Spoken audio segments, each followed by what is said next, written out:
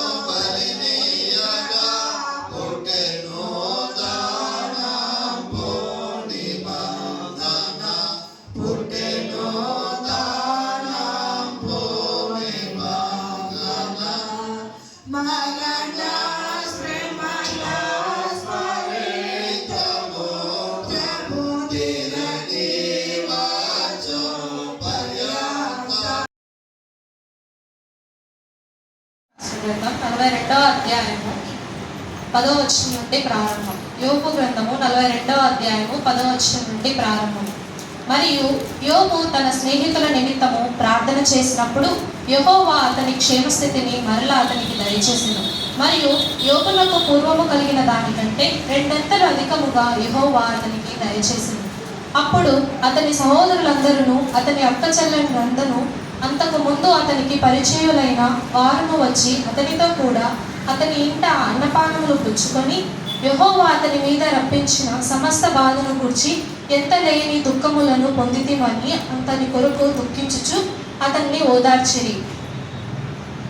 ఇదియు కాక ఒక్కొక్కడు తన వరహాను ఒక్కొక్కడు బంగారు ఉంగరమును అతనికి తెచ్చి ఇచ్చెను. యెహోవా యోబును మొదట ఆశీర్వదించిన దానికంటే మరీ అధికముగా ఆశీర్వదించెను. అతనికి 14,000 గొర్రెలను, 6,000 ఒంటెలను, 1000 జతల ఎడ్లను, 1000 ఆడుగాడిదలను కలిగిను. మరియు అతనికి 7 కుమారులను, 3 కుమార్తెలను కలిగిరి. అతడు పెద్దదానికి ఎమీమా అనియు, రెండవ దానికి కెజియా అనియు, మూడవ దానికి కెరెంహాపుకు అనియు పేర్లు పెట్టెను. ఆ దేశమంతటను యోబు కుమార్తెలంత సౌందర్యవంతులు కనబడలేదు. వారి తండ్రి వారి సహోదరులతో పాటు వారికి స్వాస్థ్యం ఇచ్చెను. అటు తర్వాత యోబు 140 సంవత్సరములు బ్రతికి తన కుమారులను 4 తరముల వరకు చూచెను. పిమ్మట యోబు కాలము నిండి వృద్ధుడే మృతి పొందెను. ఇంతటితో మొదటి పాఠం ముగిసింది. 16వ అధ్యాయము 16వ వచనం నుంచి 18వ వచనం వరకు చదువుగా విన్నాము. మేము ప్రార్థనా స్థలమునకు వెళ్ళుచుండగా పూతోను అను దయ్యము పట్టినదై సోదె చెప్పుట చేత తన యజమానులకు బహులాభము సంపాదించుచున్న ఒక చిన్నది మాకు ఎదురుగా వచ్చెను. ఆమె పౌలును మమ్మును వెంబడించి, ఈ మనుషులు సర్వోన్నతుడైన దేవుని దాసులు, వీరు మీకు రక్షణ మార్గము ప్రచురించి వారై ఉన్నారని కేకలు వేసి చెప్పెను. ఆమె ఇలాగూ అనేక దినములు చేయుచుండెను గనుక పౌలు వ్యాఖ్యలపడి దాని వైపు తిరిగి, నీవు ఈమెని వదిలిపొమ్మని యేసుక్రీస్తు నామమున ఆజ్ఞాపించుచున్నానని ఆ దయ్యముతో చెప్పెను. వెంటనే అది ఆమెను వదిలిపోయెను. ఈ మటునకు 2వ పాఠం. చేరి వచ్చిన మీ అందరికీ మన రక్షకుడైన యేసుక్రీస్తు నామములో శుభములు, వందనాలు తెలియజేస్తా ఉన్నాను. ఈ దినం ఏమిటి అంటే బాలికల సంరక్షణ దినం అన్నమాట. మనము న్యూస్ పేపర్లో రోజు చూస్తూ ఉంటాం కదా. న్యూస్ ఏది ఉంటుందండి? ఫస్ట్ ఏది ఉంటుంది? అమ్మాయిని రేప్ కదా. ఇక్కడ చూసినా రేప్ గురించో లేకుంటే వివాహమైన స్త్రీ వరకట్నపు వేధింపులతో సూసైడ్ చేసుకోవడమో ఏదో ఒక న్యూస్ మనము ప్రతినిత్యము చూస్తూ ఉంటాం అన్నమాట. మన దక్షిణ India, Church of South India వీటినన్నింటినీ దృష్టిలో పెట్టుకొని బాలికలకి సంరక్షణ అవసరం అని చెప్పి, బాలికలకి ఒక ప్రత్యేకమైన దినం ఉండాలి అని చెప్పి ఈ గర్ల్ చైల్డ్ సండేని బాగా ఏర్పాటు చేసినారనమాట. మన బైబిల్లోనికి వస్తే ఆదికాండం 1వ అధ్యాయం 27వ వచనంలో ఏమని ఉంటది? దేవుడు మన స్వరూపమందు మన పోలిక చొప్పున నరులను చేయడము, వారిని స్త్రీని గాను పురుషుని గాను చేసినాడు. నిజమేనా? ఇక్కడ పురుషుడినే చేసినాడా? లేదు కదా, స్త్రీని గాను పురుషుని గాను. బైబిలే దేవుడే ఏం చెప్తా ఉన్నాడంటే స్త్రీని పురుషుని ఇద్దరిని ఈక్వల్ గా చేసినాడు అనమాట కదా. ఇక్కడ పురుషుడు ఆధిక్యత అని ఏమన్నా హైలైట్ చేశారా? ఏం చేయలేదు. కానీ మానవులుగా మనం ఏం చేస్తూ ఉన్నామంటే మన ఇంట్లో ఆడబిడ్డల్ని ఉమెన్ని ఏం చేస్తూ ఉన్నామండి? ఈక్వల్గా ట్రీట్ చేయడం లేదు, ఇన్ఈక్వాలిటీ చూపిస్తూ ఉన్నాం అన్నమాట. ఇంకా అట్లాగే మనం చూస్తే పురుషుడు స్త్రీని అవమానిస్తే తనను తాను అవమానించుకోవడం కదా. ఎందుకు చెప్పాలి? పురుషుని ప్రక్కటెముకల నుంచి స్త్రీని దేవుడు నిర్మించినాడు కాబట్టి కదా. ఇప్పుడు పురుషుడిని అవమానిస్తే స్త్రీకి అవమానం జరిగింది. రైతుల్లోని బుల్లెట్ అయితేందిలే, 47 గన్ అయితే నాకేందిలే, ఫైరింగ్ రైతుల్లోని బుల్లెట్ అయితేందిలే, భయం లేదు భయం లేదు ఏ వేళల్లో ఏసయ్య తోడుండగా, భయం లేదు దుఃఖం లేదు మా ఇళ్ళల్లో ఏసయ్య కలిసుండగా, భయం లేదు భయం లేదు ఏ వేళల్లో ఏసయ్య తోడుండగా, భయం లేదు దుఃఖం లేదు మా ఇళ్ళల్లో ఏసయ్య కలిసుండగా.